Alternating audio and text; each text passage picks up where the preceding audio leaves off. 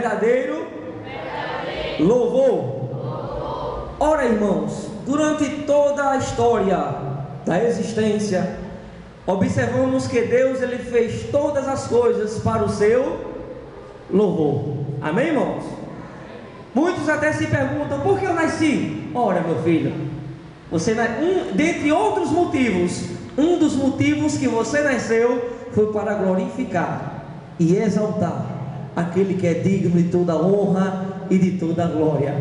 É tão tal que se você não louvar, ninguém vai poder adorar a Deus por você. Ou você entrega o seu louvor a Deus, ou não entrega. Mas se você quer realmente louvar a Deus, existem alguns detalhes, existem algumas características que você precisa obter para que o seu louvor venha a ser um louvor verdadeiro. Porque o seu povo diz: vós me louva, me exalta com os lábios, mas os vossos corações estão distantes de mim.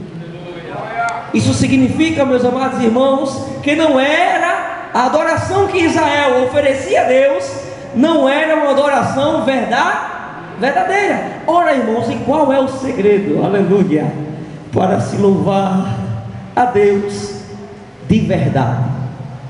Com certeza iremos encontrar essas características que precisamos para ser um verdadeiro adorador nas Sagradas Escrituras. E se existe alguém, irmãos, que podemos olhar para ele, chama-se Davi. Amém, irmãos? Quantos aqui já não ouviram falar de Davi? Diga amém. Todos nós já ouvimos falar sobre Davi. E Davi, meus amados irmãos, ele foi um exemplo de alguém que conseguiu louvar a Deus de uma forma verdadeira. E nós observamos, meus amados irmãos, algumas características para se louvar a Deus de uma forma sincera. A primeira característica, meus amados irmãos, é que precisamos louvar a Deus de todo o nosso coração. Vamos abrir a palavra de Deus aí no capítulo 16. Veja como Deus, ele leva a sério isso, irmãos. Deus, ele leva a sério a maneira que você está adorando a Ele. Amém, irmãos? Capítulo 16, versículo 6 e o versículo 7.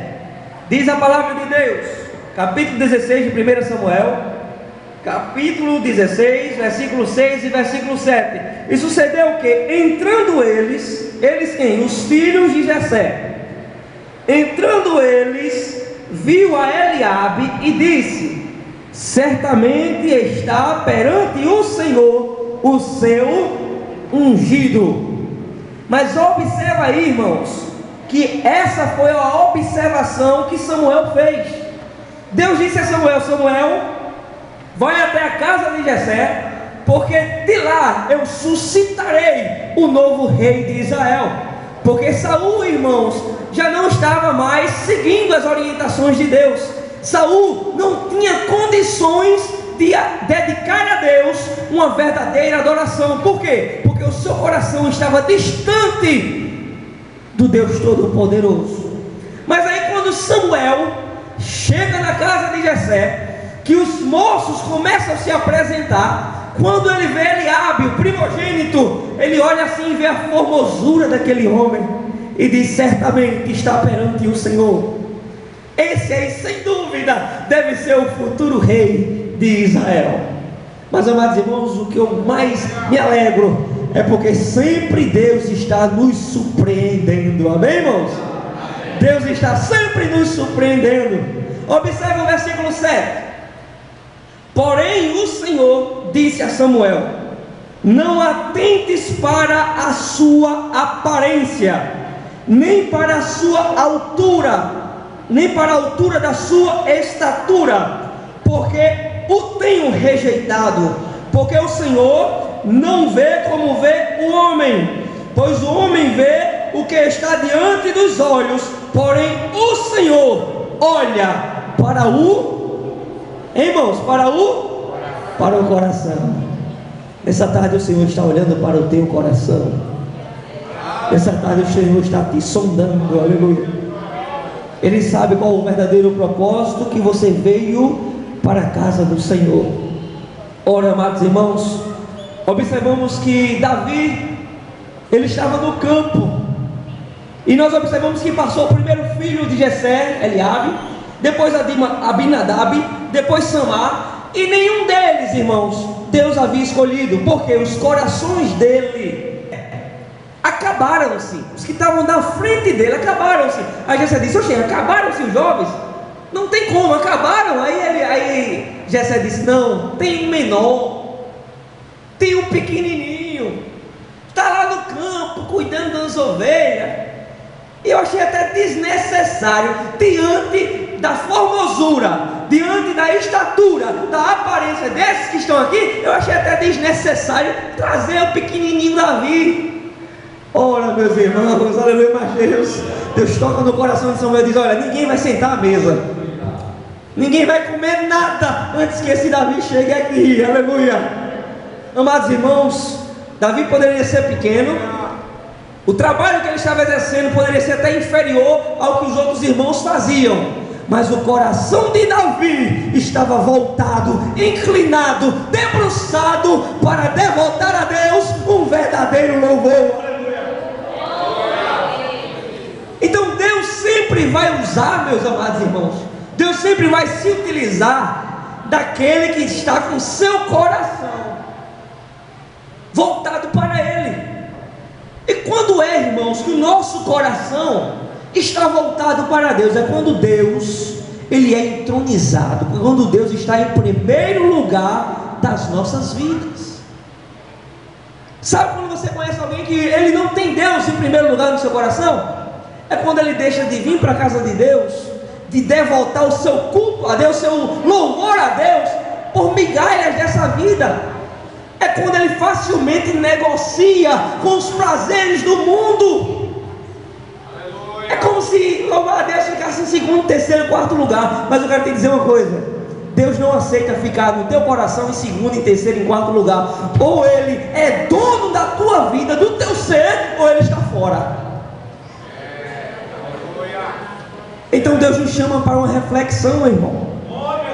A palavra de Deus diz lá em Deuteronômio capítulo 6, versículo 5, que devemos amar ao Senhor de todo o nosso coração. Hoje não é só a metade não, irmão. Não, é a metade, porque eu vou dar um pedacinho do meu coração ao meu carro, o outro pedacinho eu vou dar à minha casa, o outro ao terreno, o outro à minha família, à minha filha. Meu irmão, todo o teu coração tem que estar debruçado, tem que estar na presença do Deus vivo, o Todo-Poderoso, aleluia. Quem tem coração sincero, irmãos, ele desfruta das providências divinas, e Deus vai se utilizar dele para fazer coisas grandiosas, assim como usou Davi. Veja como Davi sabia que isso era algo tão sério, irmão, tão importante, que quando ele peca, abre aí Salmo 51. Quando ele peca, vê o que ele pede a Deus.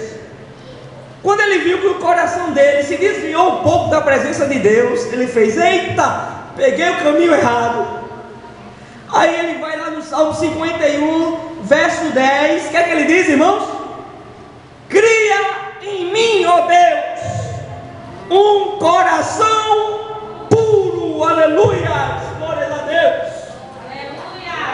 Quando ele se viu, irmão, por causa dos desafios da vida, ele olhou para fora e terminou pecando, terminou falhando. Ele desviou por algum momento na vida de Davi, ele se desviou o seu coração da presença de Deus e caiu em fracasso, em pecado.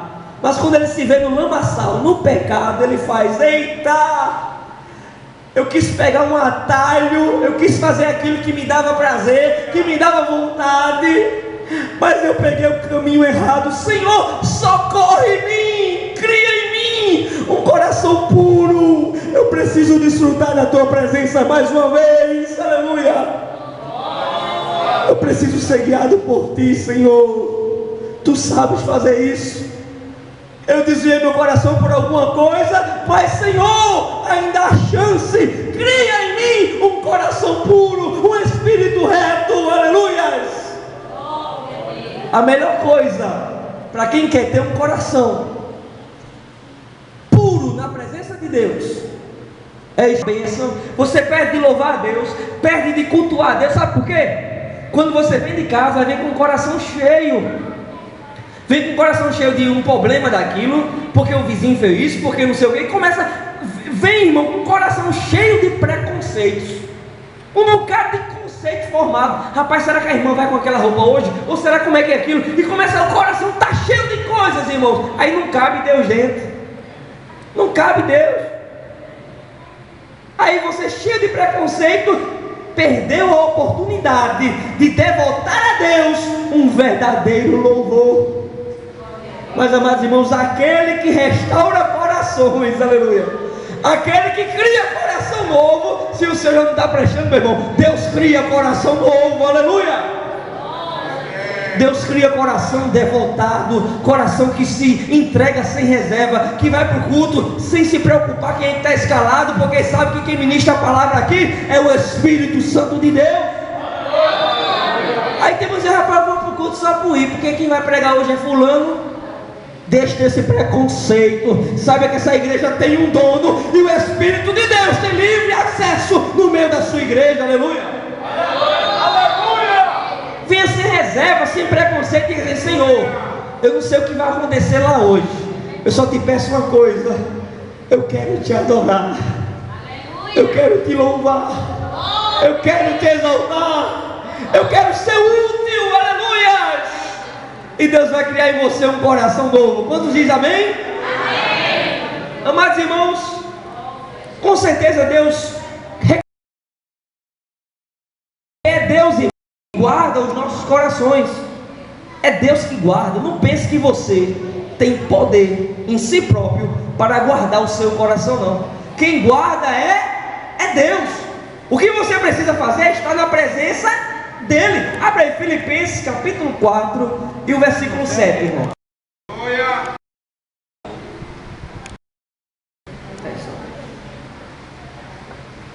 Filipenses 4 e o versículo de número 7 para a nossa meditação.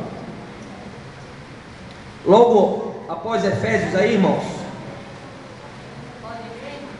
Pode ler, minha irmã.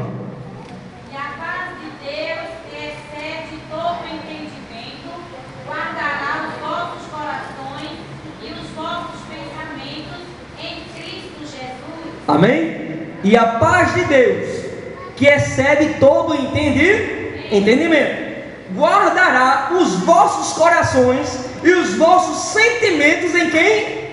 Em Cristo Jesus. Dê graças a Deus, porque você só está aqui nesta noite porque Deus tem guardado o teu coração, aleluia. O inimigo já tem investido pesado para roubar o teu coração, para roubar os teus sentimentos, para fazer com que você fique preso nessas festas mundanas. Mas até aqui Deus tem guardado o teu coração, os nossos corações em Cristo Jesus, aleluia. É por isso que Paulo disse que o Senhor nos dá, Deus nos dá a vitória em Cristo Jesus. Irmãos, então a primeira coisa que aprendemos com Davi é que precisamos na sua palavra, se entregarmos sem reservas e saber que Deus está governando, orientando a tua vida. O Senhor é teu guia e o teu destino será as mansões celestiais. Amém? Então a primeira coisa que precisamos é ter um coração puro na presença de Deus. Então, se você não tem coração puro, você não vai conseguir devotar a Deus um verdadeiro louvor. Mas se você tem um coração puro na presença de Deus, com certeza você já deu o primeiro passo para devotar a Deus um verdadeiro louvor. Mas a segunda característica, irmãos, que nós observamos, que se faz necessário para que possamos entregar a Deus um perfeito louvor, é o seguinte, irmãos: precisamos estar cheio do Espírito Santo de Deus. Amém, irmãos? Digam comigo. Precisamos estar cheio do Espírito Santo de Deus. Observamos no capítulo 16 ainda, irmãos, versículo de número 13. Davi, quando ele vem do campo para se apresentar a Samuel e a seu pai Jessé, que lhes havia chamado, a gente observa que quando Davi chegou, observa o que aconteceu, irmãos.